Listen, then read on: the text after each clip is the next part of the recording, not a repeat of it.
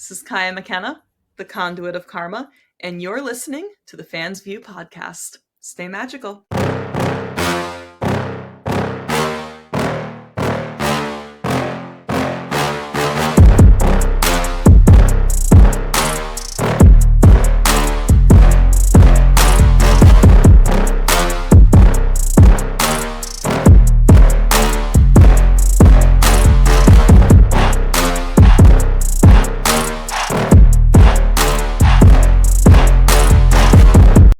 What's going on, everybody? Welcome back to another episode of the Fans View podcast. On this episode, I'm so excited, and I say that every time, but I'm so excited for this guest. She's a graduate of the Black and Brave Wrestling Academy. She made her pro wrestling debut in 2020.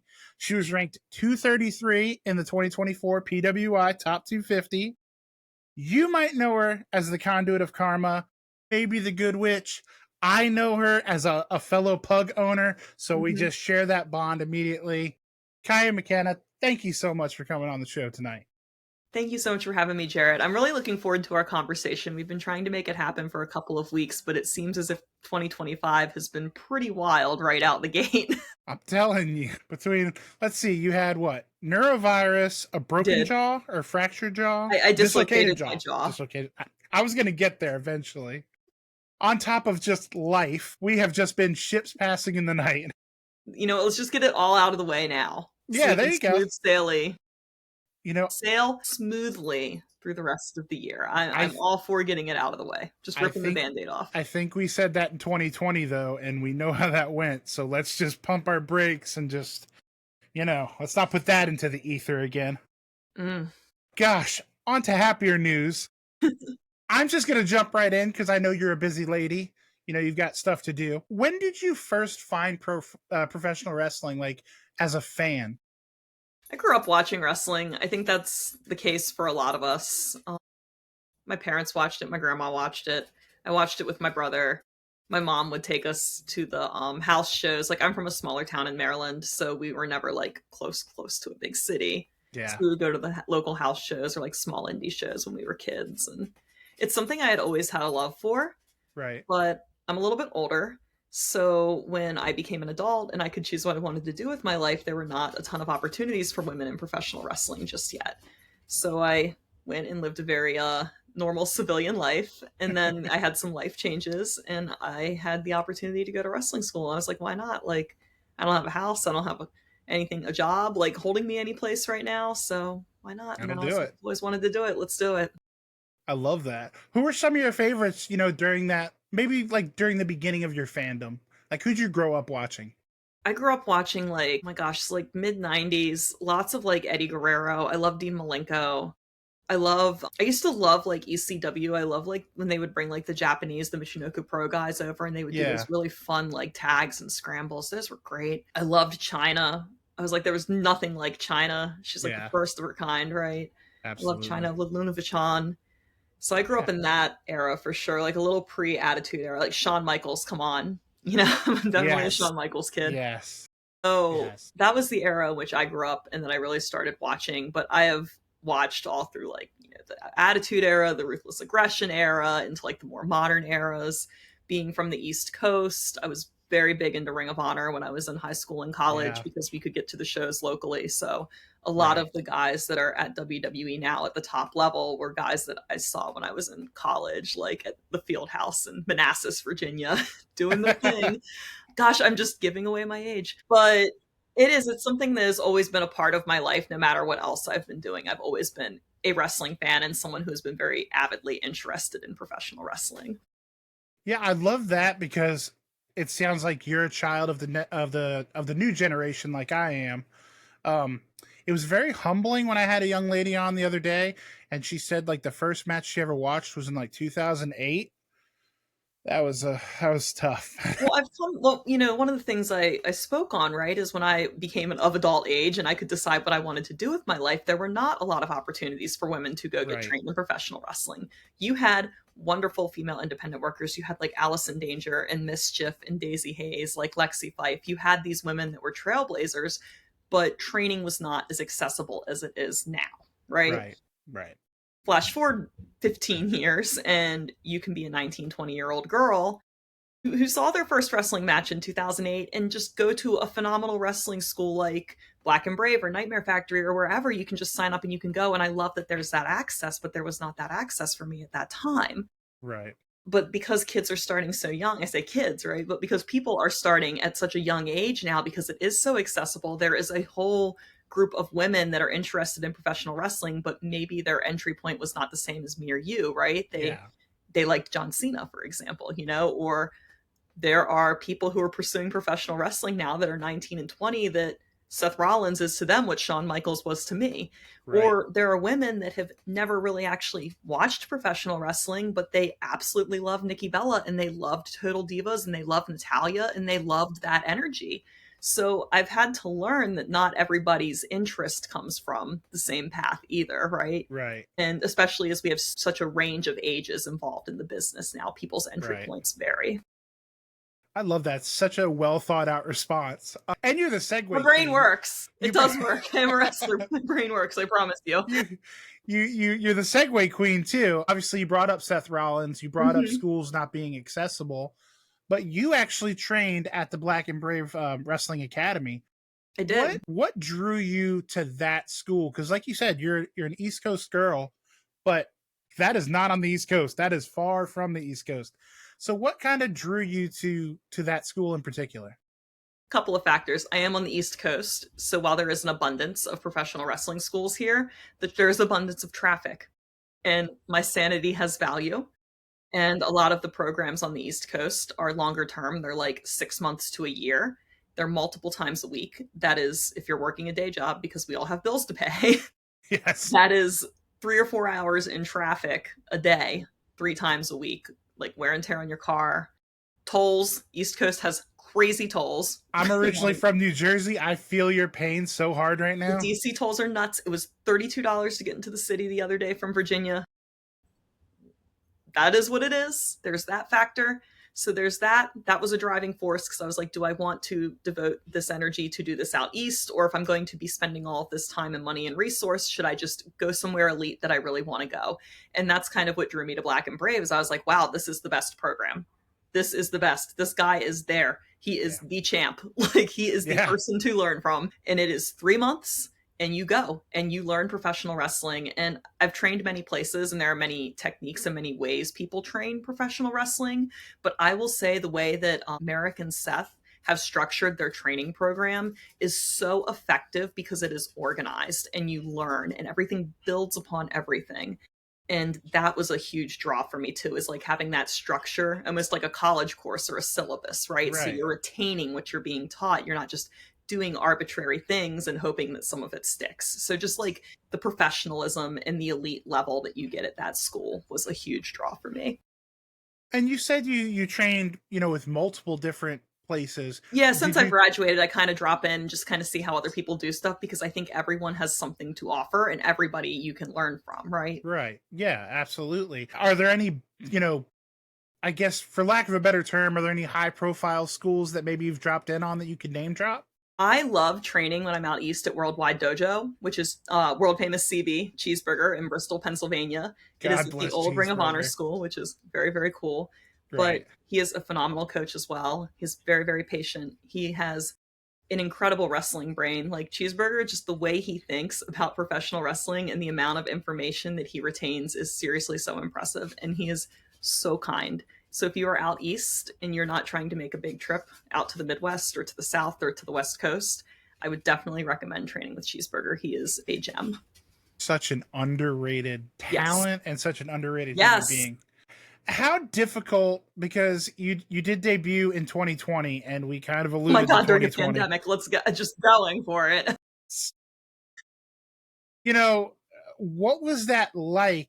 You really, like I said, you debuted in July of 2020, is that right? Yeah, during the pandemic. Yeah, not just like kind of like around we were entrenched in the pandemic at that point. Yes. What was that like kind of, breaking in at such a weird time, not only in professional wrestling, but just in society? Well, you had to take what you could get because nobody was running. Fortunately or unfortunately, New Jersey is like the Wild West, and they did not seem to care, and they continued to run professional wrestling shows.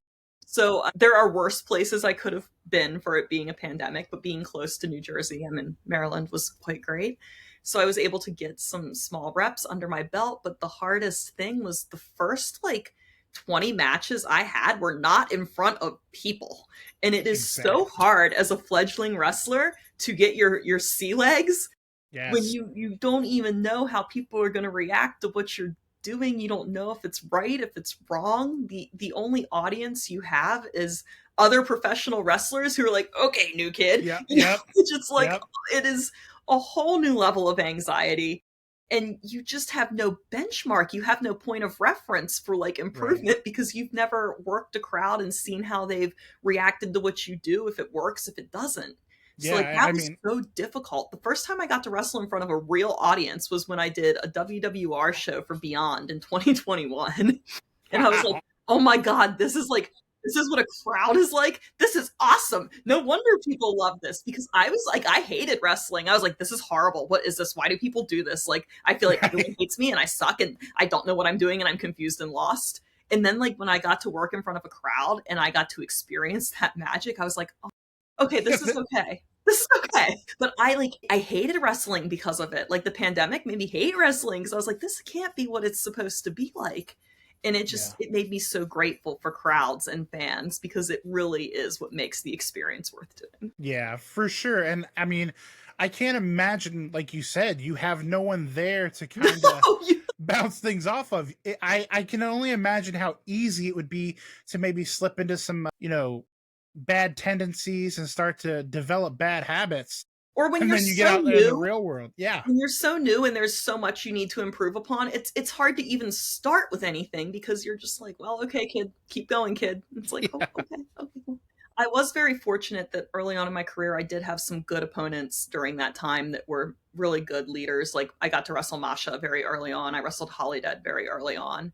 I wrestled Alicia Edwards very early on, and they were able to kind of, pick me up and keep me going, even though I was Yeah. so new and struggling and just really taking what I got because there wasn't a lot of options for work. And it's like, well, you're just, even whether you're ready or not, you're going to take it because you got to get out there. Sink or swim. Yeah. So, what was that like? Obviously, we kind of touched on it a little bit, but did it feel like you were starting, did it feel like day one when the world did finally open back up and you were wrestling in front of crowds? I don't really know. I felt grateful. I felt like reinvigorated, if that's what it was. Not necessarily like, oh, this is really what day one is supposed to be like because I had been in the trenches. It reinvigorated me to know that, okay, this is how professional wrestling is supposed to work, right? Um, Right. so that was the biggest thing for me is it just made me so grateful. It was such a humbling experience to start off the way I did. And one of the hardest things about starting off during the pandemic is because there were so limited companies running and such limited opportunities, you took whatever you could get, right? Like, even if maybe it was an opportunity you weren't necessarily ready for, you took it because if you didn't, someone who was even less prepared or Right. worse than you was certainly going to take it. So you Right. had to say yes, even though you knew you were in over your head and you maybe didn't deserve to be the places you were at yet. And that's scary. That's really scary, but you just have to put up or shut up and you do it and you have to go, okay, I'm going to do this the best I can at this moment in time and I'm going to learn from it and I'm just going to soldier on. But yeah, that was one of the hardest things about the pandemic is you're getting the opportunities you get because it's all that's out there and you just have to go whether you're Yeah. ready or not. Yeah. So now that you've been on the road, you've been on the road for a couple years, and thankfully the pandemic, I think, is Yeah, in our rear view. hopefully. Please. Save your injury, which we're going to go back to. Okay. How well prepared do you think you were when you left the Black and Brave Wrestling Academy? How prepared were you for that wrestling world? Pandemic aside, because that's an obstacle that they couldn't It's have not prepared you a for if they baseline tried. normally. Yeah, exactly. But did you feel prepared, when you were out there in front of crowds? I felt that I was fundamentally serviceable and that I may not have been the best yet because I was green, but I was safe. I was not going to hurt my opponents or myself, and that I was going to have to learn, but I was in a good position to continue learning. Is that fair to Right. say? Because no Yeah. one comes out of wrestling school 110% ready to go. Like, there's always the exception to the rule, but like most of us are not the exception. We need to be the We're exception. not all Kurt Angle. Yeah. Yeah. So for me, it was like, okay, like I feel confident that I am serviceable enough to continue to pursue this and learn along the way and keep my opponents and myself safe. And maybe I'm going to have some stinkers, but I'm starting out. It's just part of the process.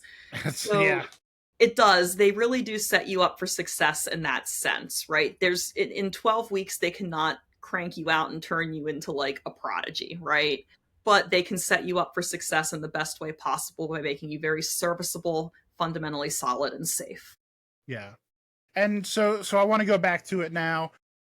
Unfortunately, like we've said, you were on the road. You've been in the business at least active for about 5 years now, give or take. Yeah. We Wow. had the pandemic, which kind of messed things up, and then we have the injury. Was it a labrum tear? Was that the issue? I tore my labrum and then I had a Hill-Sachs fracture in my humeral head. So if you don't, Can you explain what that is? Because yeah, I'm kind of you know dumb. how your shoulder's like a ball in a socket, right? Right. So like a chunk of the ball broke off and it wouldn't stay in the socket. Yeah. And how long did that keep you sidelined for? A year and a half. I missed a year and a half of my career. I had a major surgery for it. And unfortunately, it was just one of those things that it just takes time for your body to heal from that. Even if you're doing everything right, like I was extremely diligent in my physical therapy. I I don't really drink, I don't smoke, I don't do drugs. Like I take care of myself. Try to take care of myself, and you do everything you're told. It's just your body needs to heal and it takes time. And it unfortunately took a very substantial amount of time of my career. So 5 years, yes, but I probably only have about 3.5 active in the ring when you add that in and then the pandemic, right? So Yeah. it's kind of weird because it's like I feel like I came into my career and I was like ahead of the 8 ball, like, oh Kaia. And now I come back and I'm like way behind the 8 ball, like, oh my God, 5 years, Kaia should be so much better. And it's like, but I don't really think it was like I don't truly have 5 years of in-ring experience, right? Right. So it's trying to make up ground, right? And make up lost time and meet that expectation of me now and change that perception from the past. Absolutely. So to talk about something a little happier and not the injury. I mean, that's just reality. It is. And you can Absolutely. be angry about it, or you can go, okay, this is my situation and this is what I need to do. And this is what I need to focus on moving forward. And I'm a person of action and I choose to do that rather than sit around and be upset about it. I mean, do anything about it that way, right? Yeah, no, I mean that's the right attitude. It's the only attitude you can have if you want to continue, this path that you're on. Yeah.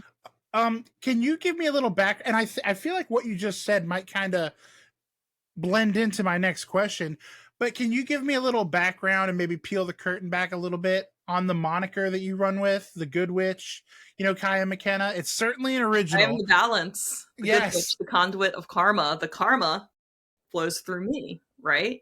So Right. you're gonna get yours. That's pretty much what it comes down to.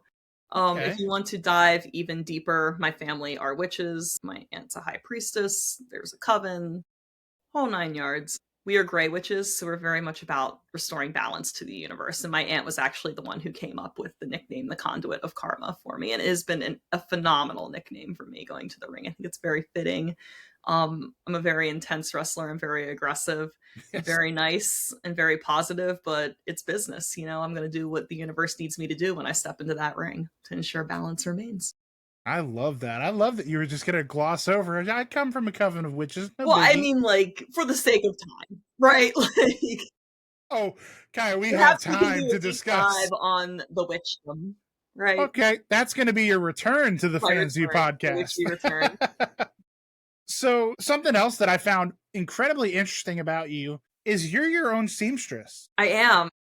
And I've been very curious because obviously you hear the stories about independent wrestlers sleeping in cars and having no money. And I was kind of curious, was that a product of you just love sewing? Was that a product of, this is how I can cut costs? Or maybe even, you came out or you debuted during the pandemic. I can't imagine there were a lot of seamstresses working at that time. So what really propelled you into the seamstress game?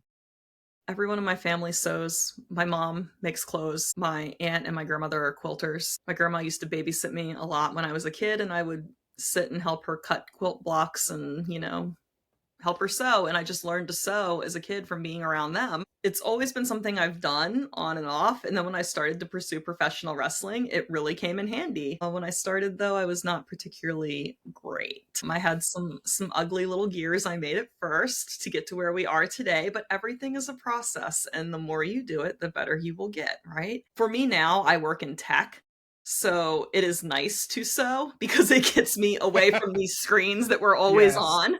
So for me, it's very nice to unplug and just listen to some music and make something and truly be creative in that way for myself. I will say sewing is not necessarily the easiest thing in the world to do, but guess what? Neither is professional wrestling. So if you are interested in sewing, I treat it like wrestling, right? Like you had to learn Right. to roll and bump before you could learn to moonsault. So you've got to pick something small and learn how sewing works. And as you become more confident and you get better, you can start exploring more complicated patterns and more complicated pieces. You just got to stick with it. It takes reps. Sewing Yeah. also takes reps. Yeah, Trust me, I have made you're some just not ugly gonna shit. shred. Yeah, Okay. you're just not gonna shred your shoulder doing that. That's all. No, no. Maybe poke your Hopefully. fingers with like some pins or something, hazards of the job. But I love that it just gives you like unlimited creativity. You don't ever feel like you're strapped up for gear. Like if like I think I am good enough at sewing, not to brag, but I think I'm good enough at sewing that I can create a very like TV type look for myself on a budget. But that is the product of lots of hard work and hours at getting good at Right. sewing. I love one of my inspirations was like I loved Sasha Banks's gear. I loved how no matter what color, what inspiration, it had a look that was inherently always Sasha Banks, right? Hmm. So one of the things I strive to create for myself is what would Kaia's gear look like? What is the base for Kaia's gear? And then once I flushed that out, I was like, what if Kaia had gear where she was Glinda the Good Witch and it was pink? Or what if Kaia had gear where Kaia really likes Star Wars. So what if she did a Mandalorian inspired gear set, right? So I was able to like draw upon these influences, much like Sasha, or I guess Mercedes does. She did the Sailor Moon gear, right? And Yeah. infuse that into my look. So it's not like a total rip-off cosplay thing, but it's inspired, but still me. And I love that I've kind of found that happy place with like my sewing and my gear creation. Yeah, I love that. Like I said, you've logged quite a few matches in your 3.5 Yeah, ish 100. years I of just had 100 the other day at the Premier of Wrestling Federation. there we go. Oh, wow, Yes. 100. Wow. 103 years That's a for lot the of most part. bumps, ma'am. Three active years, yeah. Where are some of your favorite places to wrestle, whether that be like cities or promotions? And not to put down any promotions that you don't mention, because that's not what we're trying to do. No, I But generally don't work for people I don't like at this point because it's like wrestling is hard enough as it is. I want to enjoy myself when I go to do it. And if the environment is not conducive to me enjoying myself, I don't want to be there, and it's nothing personal. So I have curated a nice little place loop of places that I really like to work these days, and I'm very happy. I'll ask you it this way then. What promotions are on that loop off the top of your head? Oh my gosh. Well, we'll start with I love working at the Premier Wrestling Federation. It is down in Newport, North Carolina, which is on the Crystal Coast. It is run by Colby Carino. They have students there at the Carolina Wrestling Academy as well, which if you are in that area, that is a wonderful place to go train. We were talking about training earlier. Yep. But it is such a good environment. The fans down there are great. Colby always books phenomenal cards. He's really great at creating great matchups, getting people opportunities, and helping people grow. So for me, like getting to work there is such a privilege because I feel like I experience so much growth as a wrestler when I'm there. And I like the fans. It's a good time. It's good locker room, good people, good time. I also really, really enjoy working for Action Wrestling in Mhm. Georgia. Matt has a wonderful promotion in Action. He books some top tier talent in just great cards constantly. I think that, in my humble opinion, Action is probably the top promotion in the Southeast territory of this country. There is nobody better. I love going there. It's crazy. I just worked a show for Action. I'm pretty sure he had 650 people in that building, and I don't see Man. crowds like that in many places these days on the indies, right? So Is that the Noonan, Georgia it is. promotion? It is. He runs in Okay. Noonan. He runs in Tyrone. He'll do like shows at like the local middle schools, which is so great because like I have this saying where like I'd rather wrestle in front of 500 kids than 50 adults any day of the week, right? That's fair. And just That's the fair. energy that Yeah. the fans of Action bring is awesome. He has created such a family there, from the wrestlers down to the fans, that it is a privilege to be a part of his promotion. It really, truly is. I had a great match there this year with Ella Envy. It was I saw awesome, that. hard Yep. hitting. Finally got my win back on her after last year. Notched that one in the witch column. It sounds like you're a fan of the Southeast. I'm in South Carolina, so yeah, we've got I to haven't get spent you a lot a of time in the little. Southeast. We got to get you a little farther south and a little farther east, and then we'll be in good good shape. I do like working the other territories, though. Like I said, I've spent a lot of time up in the Northeast. I always enjoy working for Beyond Wrestling. I have not been there recently because I've been taking more Southeast bookings just to work somewhere different. It's nothing personal. But I would like to maybe start getting back up to Beyond. I do love working for Focus Pro in Boston. They're a newer company, but they put on these amazing shows at Widowmaker Brewery in Braintree, Massachusetts. And it's fun. They know how to have a good time. So, but again, good talent pool, good variety, good locker room, great fans. Focus Pro is definitely going to be something special. Keep your eye on. In the Midwest, I'm so excited to be going back to the Midwest. I have worked for many promotions in the Midwest in the past. Right. I've worked for SCW Pro. I've worked for Dreamwave, AAW, but I'll be making my debut for Second Wrestling in March. So I'm so excited to be returning to the Midwest. And I also, speaking of the Midwest, I am currently the WrestleMax St. Louis Women's Champion. Let's go. I know. I'm so excited. I kept getting screwed, right? Like I kept getting title matches, but I just could not get ahead of the heels. And I was like, there's a reason this is happening. There is a reason the universe is putting all of these annoying people in my way. And I finally, like, everything fell into place where there were no factors that could interfere with the destiny of me winning. And I captured that championship at the end of 2024. And I look very much forward to my first defense whenever it may be. Getting it done. Big props to WrestleMax. Wonderful promotion as well. Let's Shout go, out WrestleMax. Let's go. So in that same vein, and I know you've wrestled dozens of women at this point, but I think like 73 different, which is pretty wild. That's a lot of. I'm estimating. The bump counter, I can only imagine where that's at. Do you have any, obviously I don't want to say favorite ladies to step in the ring with, but do you have opponents that just you really enjoy working with? I really enjoy working with Ella. I love the intensity she brings. It always makes me kick it up to another level with her. Like, I cannot be a slouch when I'm with her. Not that I would be a slouch, but there are people that just like, all right, like I got to match her or it's going to be a bad day for me. Right. Ella's phenomenal. I love working Blair Onyx. I've worked Blair Onyx a few times in the Midwest since the start of my career because she is a fellow Black and Brave graduate, and I've loved seeing her growth as well over the years. I really love what she's doing right now. We always have good matches together, and it is an honor to step in the ring with her every time I get the chance just to kind of grow together, right? She's one of my favorite opponents. I want to say it's hard to think of favorite opponents because I don't have a lot of repeat opponents, which I think is a good thing. It's good to wrestle different people, but I don't really have too many repeats.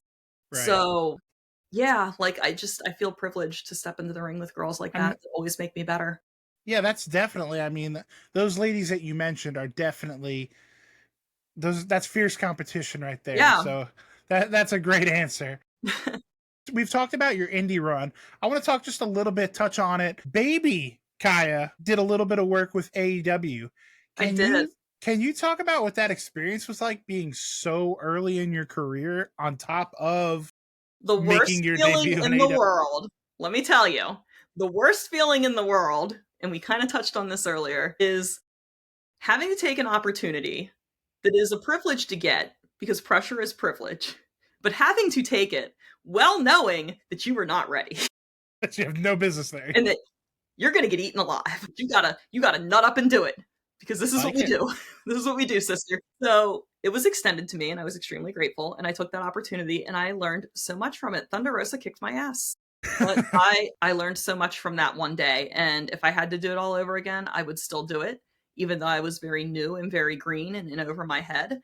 I think that it's something that you have to do and you learn from and you take it as it is and you take it in stride and you come back better.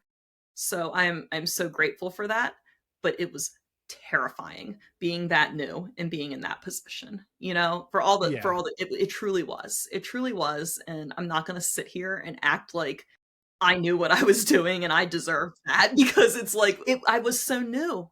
But I was so honored that someone there saw something in me to extend that to me, so I felt like it was a privilege to be there and that I was going to take that and I was going to do the best that I was capable of at that point in time. Right.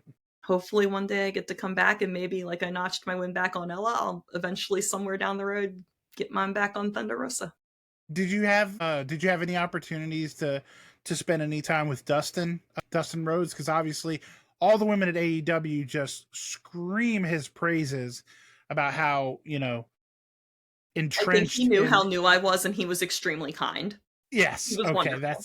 He That's was our agent and he was wonderful. And he was very encouraging and supportive and really helped me get what I needed to do that day done. So I am very awesome. grateful for him. And I can see how women sing his praises as a coach because for the one day that I had to interact with him, he was extremely kind and a great mentor to me for those 6 hours. I mean, I'm not going to say like I know him super well or anything, but the time that I did have to work alongside him, he was phenomenal at what he does there. Right. Yeah. No, I mean, even if it's 15 minutes Yeah. under a learning tree like that, that's 15 Absolutely, minutes. yes. And you talk about not being ready for something, but that's one of the reasons you go regardless, right? Is to get to learn from someone like that. Because in your head, you might be like, well, I'm not ready for this, but I can learn from Dustin Rhodes if I go do this. So I need to go do this because I'm going to learn something today. Yeah. And that's the attitude you have to have, right? Absolutely. And carrying that over, I mean, we're in February, we're heading towards March here, but what does 2025, hold for you? What are you looking forward to this year?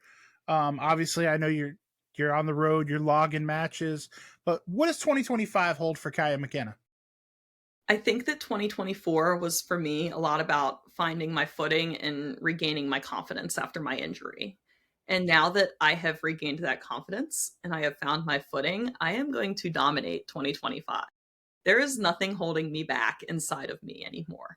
I don't ever think there was anything externally holding me back. I truly think I was holding myself back because I could not clear that mental hurdle.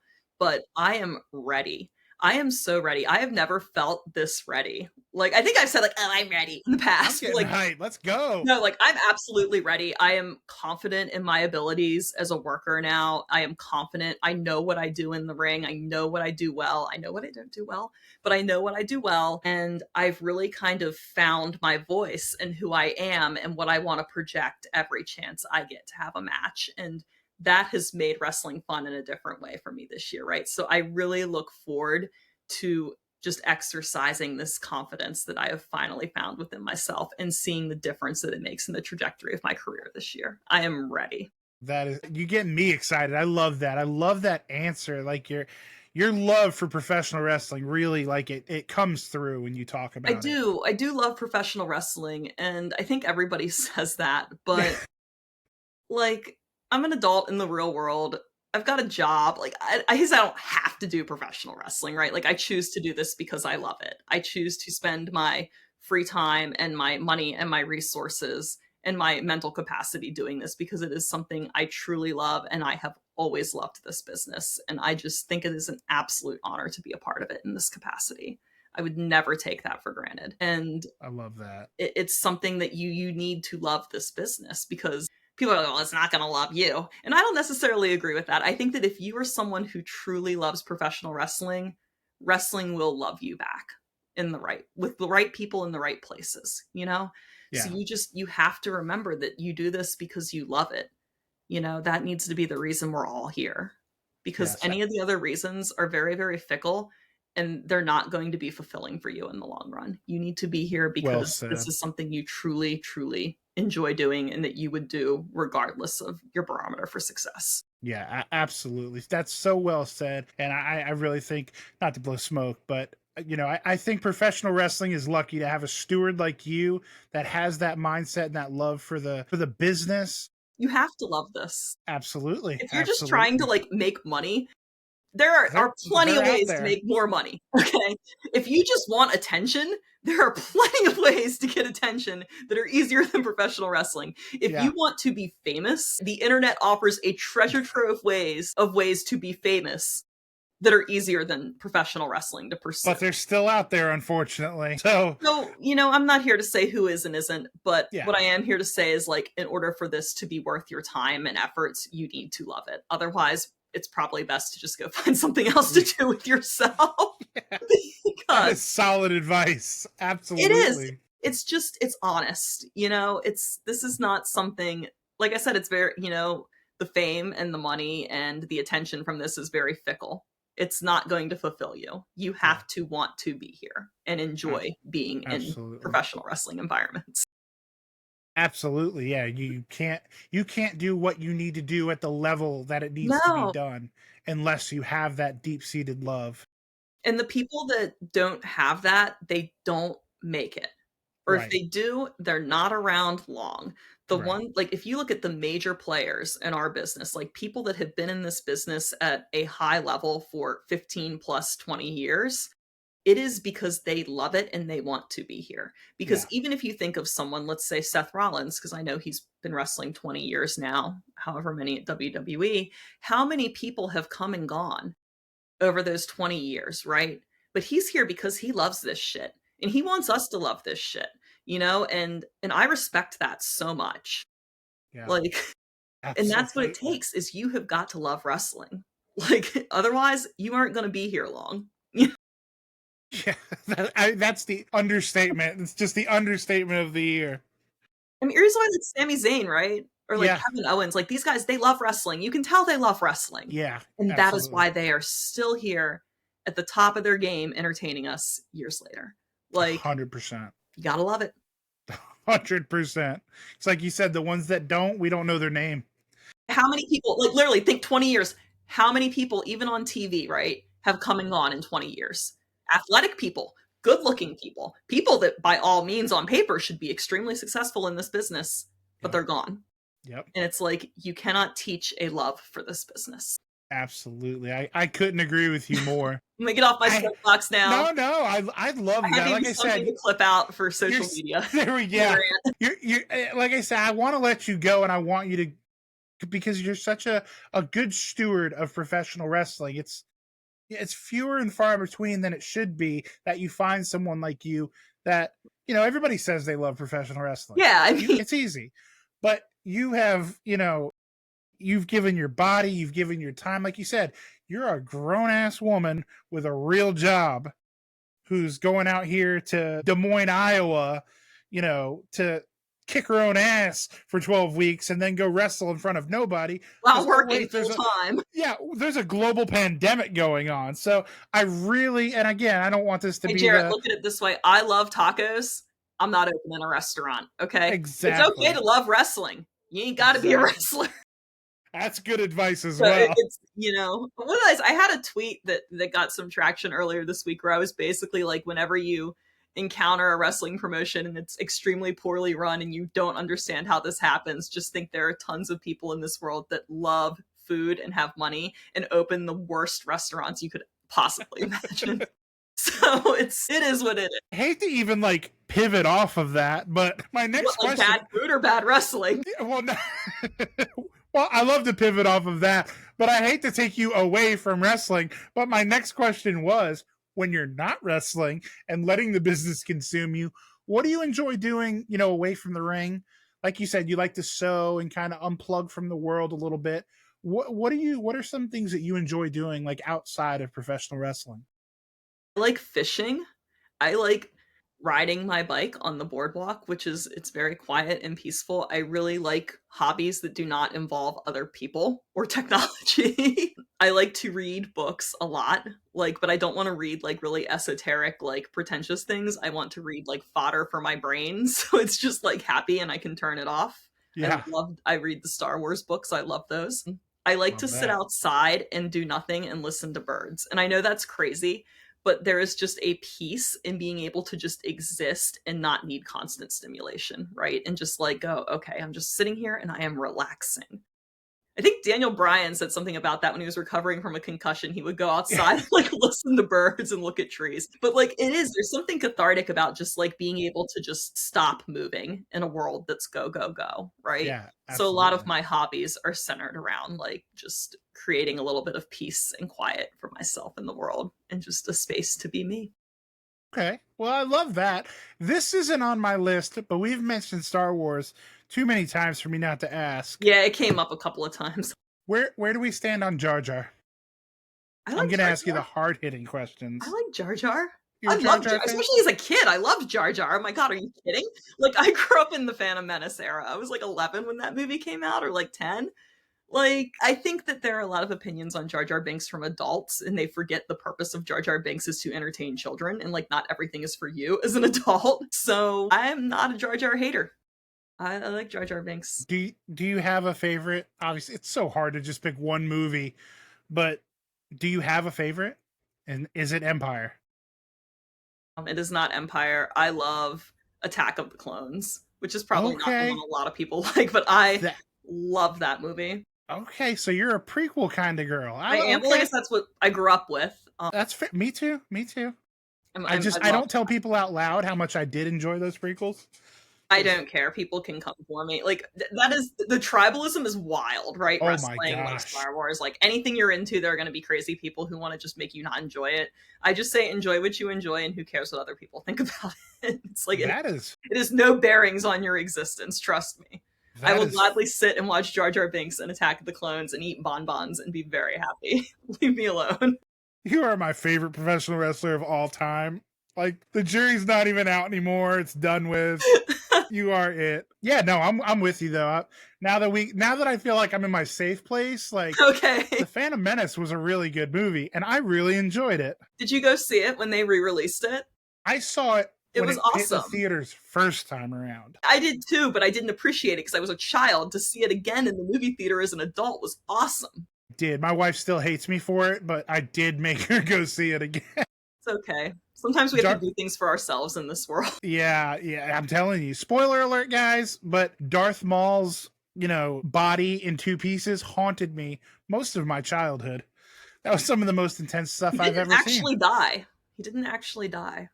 He did. We could have this We is could gonna have see that's gonna be your third episode of the Fans View podcast where we're I gotta just gonna like talk find about some Star Star Wars Wars. podcasts to go on as like yeah. So if you know anybody who has one that wants to have I'm a gonna wrestler, start I'm gonna look around and start facilitating because I want to listen to that. So what I love to do here on the Fans View, look at me, I can't even pronounce my own show correctly. I'm so wrapped up in Jar Jar and the Phantom Menace. I like to have a little segment called The Fans View. okay. Well, I'd love to show you a picture. I'm show everybody the picture, obviously, and just hear the story behind it. Because I mean, the saying, a picture. Can I find it? Look at me. Here we go. Okay, who is this baby? Oh my God, she's very blonde. Who is that young lady right there? Yeah, that is me. That is me in my AEW, my one AEW match, and I have to say, I was so happy to be there. I know I know everybody would say that, right? But I was Yeah. the first match they taped. So of course, they preload you and I'm standing there and I'm just kind of like looking around and we're in Prudential Center, which is quite large. And I'm like, this is really cool. Like, I feel like a lot of people are nervous, but like, I wasn't actually nervous. There was like this comfort of just like being there. And I just really did take a minute and appreciate that. And this was moments after that had happened. So I feel like I was still kind of riding that little giddy high of that moment. But I was looking around, I was like, this is really, really, really cool, right? Like to see all those people and then like on such a macro level was wild, right? Because when you wrestle on the independents, you can hear everything anybody in the crowd says, like, because there's like 150 people, right? Yeah. And then, but when you're in front of that many people, it's like NBA Jam. You might see like people in the first 3 rows, but everybody else is like little blob people. And the reactions, you can't make anything out in particular. It's just like yes or no. And it's wild. It was comforting almost. It took away a lot of the nerves that I had in professional wrestling to have that experience, right? And that's like, oh my God, then I have to go back to the indies and there's like 100 people and they're all staring at me. You can see all their faces. And Oh my God. the queen of segues strikes again because our next picture is gonna be a little little bit different, I do believe. I want to hear the story behind this one. But yeah, so funny story. This is at Combat Fights Unlimited. It is a blood sport style women's promotion that runs in New Jersey quarterly, I believe. And I was all about this because prior to pursuing professional wrestling, I did have some martial arts experience in both Brazilian Jiu Jitsu and Ishinru Karate. So it was really a fun little thing for me to dip into and play with and explore that side of professional wrestling that is a little bit more gritty and a little bit more less theatrical. We'll just leave it at that, right? So yeah, just unleashing the beast here. Yeah, she's not having a good time. Nah, I love that. So I'm going to take this thing home. Kai, I have had so much fun talking to you. This has been well worth the wait. There's a question that I like to ask everyone here, because at the end of the day, this is the Fans View podcast. Like, I'm just a fan. I am nobody special. And I think the people that listen, they like to get to know the performers, you know, maybe what are they like? What are their likes, their dislikes, their, you know, all of that. But they want to know who you are, not just who you are as a performer. And I think no question could sum it up better than this one. And that is, what does the term, at this point in your life and in your career, what does the term success mean to you? Success means to me personally that you have hit a level of detachment where you find enjoyment in everything you pursue, right? Where you're not constantly putting pressure on yourself. You don't feel like you're under the gun, and you're really able to enjoy the experiences you have in life, right? Or in wrestling, right? If we're talking about success in wrestling, to me, true success is when you hit that point where you are able to enjoy every experience you have, right? And you were able to really fully be present in the moment and appreciate your life. And a lot of people never are really truly successful because they're never satisfied, right? They can't get to that point. So yes, to me, success is when you are able to just find enjoyment and not everything creates stress for you or pressure, and that it is okay. Like, you have hit that point where you are happy. I love that. I love that answer so much. And you're going to get a bonus question, actually, because you are the first guest since WrestleMania season has officially kicked off, in my opinion. So I'm going to put it to you. Do you have a favorite WrestleMania match? And I don't think I do, because there's so many that are good. You can throw a couple at me. You don't have to narrow it down to just one. Narrow it down to just one. I feel like I'm choking. I've seen so many WrestleMania matches, and I should definitely have one just locked. Do you have a favorite WrestleMania? Maybe like the entire event? 17 for sure. No, 17 for sure. Just because I grew up in that, is like, that's a great WrestleMania. That's fair. What was it? 37 was in Dallas, right? I actually thought that was a very good WrestleMania. I went to that one. And I really enjoyed it. Okay, one of my favorite WrestleMania matches of all time. I like Austin and Rock from WrestleMania 99. So that would be WrestleMania 15. 15, yep. I do like that one. But again, that was when I was growing up. So yeah, that WrestleMania broke my heart. That's when Triple H left to Generation X. It is when he left DX. I still haven't forgiven him. It's an underrated Mania, because it was so disjointed and weird, and you had the Fatal 4-Way and the Triple Threat, and you know, the weirdest one was the McMahon in every corner, WrestleMania 2000. Okay, now my brain is functioning. It took a second. Now I got the juices now flowing. We're getting somewhere. I was WrestleMania. Okay. I think WrestleMania 16, I could be wrong. I'm pretty sure that's the only WrestleMania in history that did not have a singles match on the card.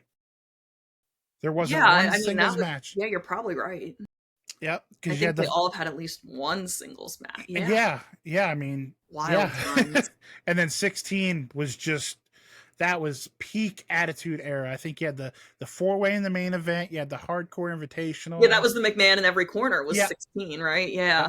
Yep. That was an interesting WrestleMania. But I think Austin Rock from the year before is one of my favorite. Will always. So the first Austin Rock. Okay, I like that. I like that a lot. My plug just made a demon noise. Yes, she's awake. Are you awake? You have awoken her. I have awoken her. I have disrupted her slumber. She was like, bleh! And I was like, whoa, okay. Let me grab her. You want to say hi? I know I said I'd get her to say hi to you. Yeah. But I have to have her wake up. This is Empress. And how old is she? She just turned 13. Wow. She's still a young lady. Sweet Still a lady. young lady. Have you had her since she was a baby? Mm-hmm. Yeah, She's I have talking. I love that sound. Frank is Does yours sleeping make that downstairs. sound? Yes. He sounds like a kitten. People can't appreciate the pug snuggles. Purr. I know. Yes. Oh my gosh. Is yours a Velcro pug? I feel like I have a Velcro pug. She's like always on me. I'm gonna have to go get him in just a second. You're gonna have to meet Mr. Frank before we get off this I call. would love to meet Frank. Empress would like to meet Frank too. I will go get him as soon as we wrap this up. Okay. Kaia, thank you so much for coming on. Like I said, sincerely, Yeah. I very much enjoyed our conversation. Where can people get to you on social media? You know, if they want to talk pugs or Star Wars, maybe even wrestling, who knows? Oh my god, she looks like she's suffering as I'm kissing her. I love it. I am on all social media platforms under the handle Kaia MCK. So it'd be Kaia MCK. Facebook, Twitter, or I guess X. Facebook, X, Instagram, Blue Sky, all the same. TikTok. I don't really do a lot of TikTok, but I'm there. I'm there. And If you follow promoters. me on X and Instagram, though, I do try to post all of my recent matches and dates and merch releases and all of that as well. So that's the best way to kind of follow me. And we have some pug merch that just dropped. We do. We have little pug merch. Yes. Let's go, people. We have koozies, little can koozies. We have tote bags. We have little trucker hats with charms on them. We have stickers with pugs on them. And we have purple shirts with little pugs on them too.